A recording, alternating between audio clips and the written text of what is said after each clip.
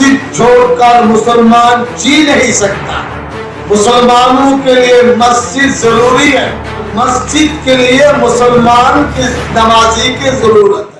এই রেজুলেশনের প্রথম পদক্ষেপ হলো, প্রথম ভাষা হলো পাকড়া মসজিদ কমিটির আবেদন।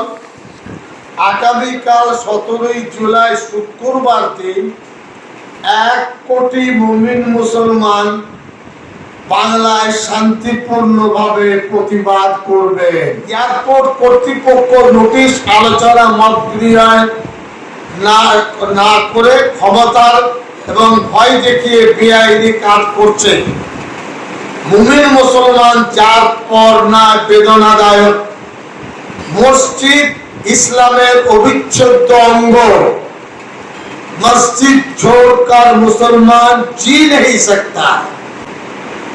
मुसलमानों के लिए मस्जिद जरूरी है और मस्जिद के लिए मुसलमान की नमाजी की जरूरत है। एक दूसरे को छोड़कर चल नहीं सकते। मुमिन मुसलमानদের আস্থা বিশ্বাসের সঙ্গে মসজিদ অঙ্গীভাবে সম্পৃক্ত। আগামীকাল 17 জুলাই ফ্রাইডে মসজিদ বন্ধের বিরুদ্ধে দোয়া এবং শান্তিপূর্ণ প্রতিবাদ দিবস পালন করার জন্য মসজিদ কমিটি আমরা আবেদন করছি।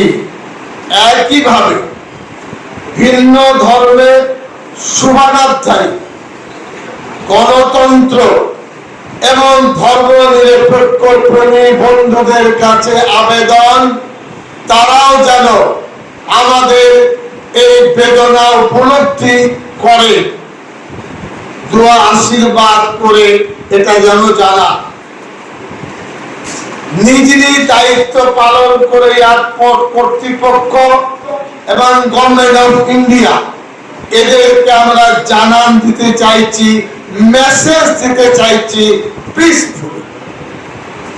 আমাদের দাবি, हमारा डिमांड एयरपोर्ट मस्जिद नोटिस दिए बगैर एयरपोर्ट अथॉरिटी 7 नंबर गेट बंद करके हम लोगों पर जुल्म किया, अन्याय किया। हम चाहते हैं मस्जिद के दरवाजा खोल दे। কাল ইনশাআল্লাহ জুমা নামাজের জন্য আমরা 7 নম্বর গেটে যাব।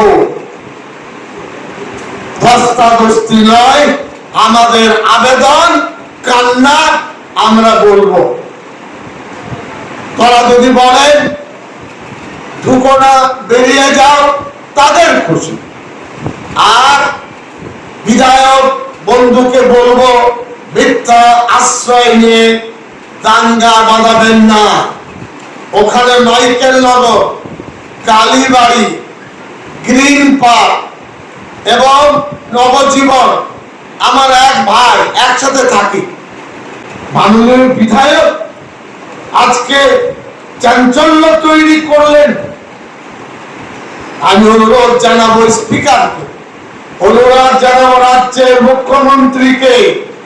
গুন্ডা দমন আইন করেছেন, বিধায়ক অন্যায় করলে এই আইনটি কি প্রযোজ্য হবে না হবে না? রেকর্ড আছে, রেকর্ড অল আর রেকর্ডে। এরপরে আমরা সূত্র দিচ্ছি। সূত্র কি? উন্নয়নের পক্ষে, রানওয়ের পক্ষে, অ্যাডমিনিস্ট্রেশনের পক্ষে, কিন্তু টেবিল টকে আপনারা আলোচনা করুন। গুন্ডাগার্দির মাধ্যমে প্রেসার ক্রিয়েট করে বাংলায় সিচুয়েশন ব্রেক করে মসজিদ নেবেন না। দুটো পয়েন্ট, একটা হলো আলোচনা, আর একটা হলো সারা পৃথিবীর ইসলামী শিক্ষার সূতিকাগার দারুল উলুম দেওবন্দ 150 বছর। তাদের কাছে চিঠি লিখো, 1 2 3 4 প্রবলেম বলুন, আমি যাব বলবো। মসজিদ থেকে এয়ারপোর্ট আর আমরা বলবো নিয়ে নেন, নেভার।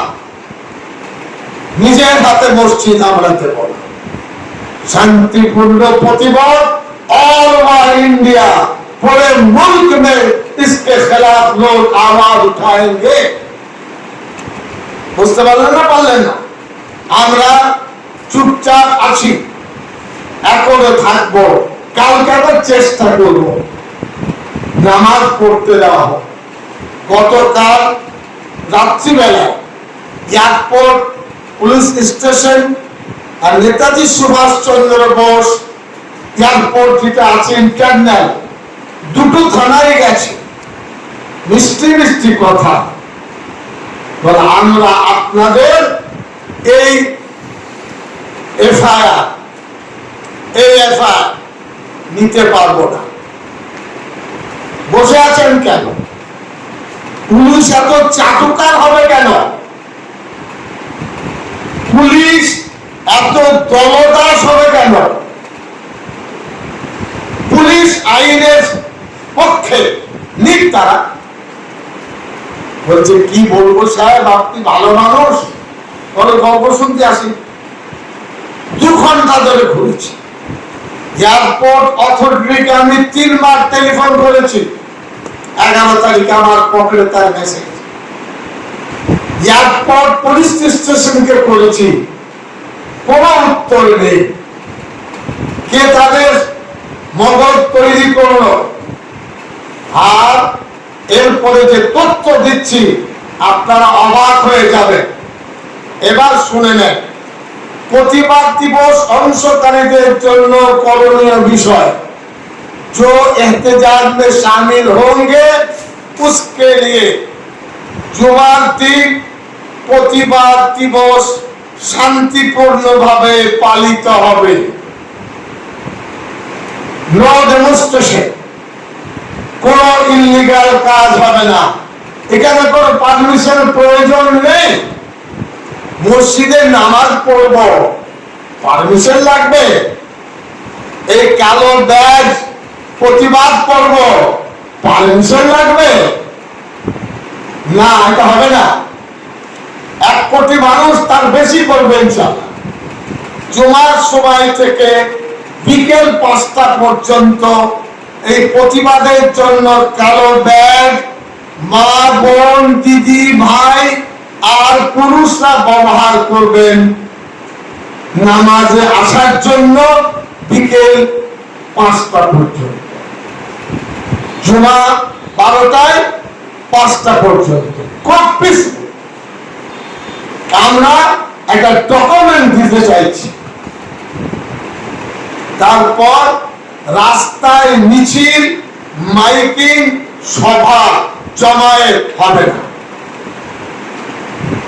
কোন ইলিগাল কাজ, পারমিশনের ধারণা থাকবে। রাস্তায় মিছিল, মাইকিং, সভা জমায়েত হবে না। উস্কানিমূলক কোন বক্তব্য পরিহার করতে হবে। বোঝা গেল?